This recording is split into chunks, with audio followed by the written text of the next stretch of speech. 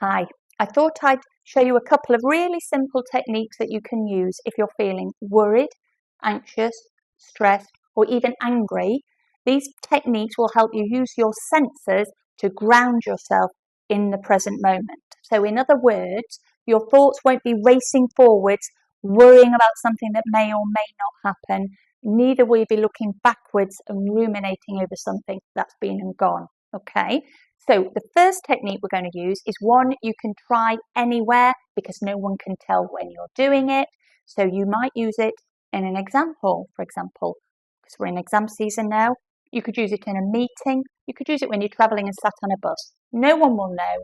The idea is that we use all 5 senses to ground ourselves. So we'd start off and try and identify 5 things that we can see. Look around. 5 things you can see. Then 4 things that you can hear. Then 3 things that you can touch. Then 2 things that you can smell. And then 1 thing that you can taste. Okay?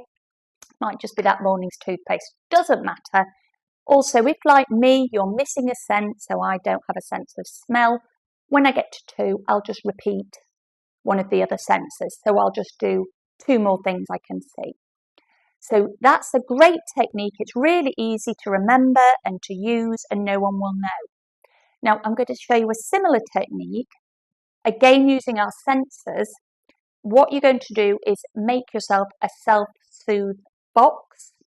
I'm going to show you what I've put in my self-soothe box. I've actually made this for a loved one who is about to sit their exams. So I've just got a plastic box like this and I've stuck a bit of felt on it with a little heart. But you don't need to do that. You could use a bag for life. You could use a pillowcase. It doesn't matter. And this is what I'm going to put in. So the idea is let's use the senses to ground ourselves. So starting with something that is nice to look at. So I actually found one of these old school toys. I used to have one of these, kaleidoscope. And actually, that is really nice to look in. So that's something you could see, or you could just use something like this. I found this sparkly brooch in a charity shop. Also feels nice, but something that is going to catch your attention. Then, what about something we can listen to? Well, ideally, I'd use my rainmaker, but it's this big. It won't fit in my box. So I've made my own rainmaker. All you need is a cardboard tube.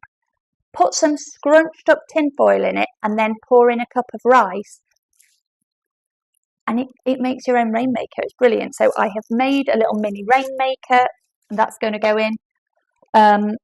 Taste, that's really quite easy because I've just gone with chocolate and these are in rainbow colours as well. So it's for a teenager. I know they really, really like chocolate. So that's all going in my box.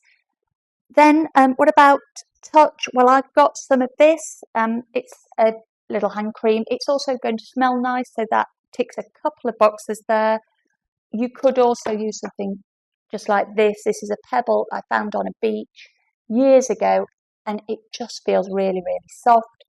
And then for smell, I got this little free sample. It smells beautiful, apparently, so I'm just going to put that in.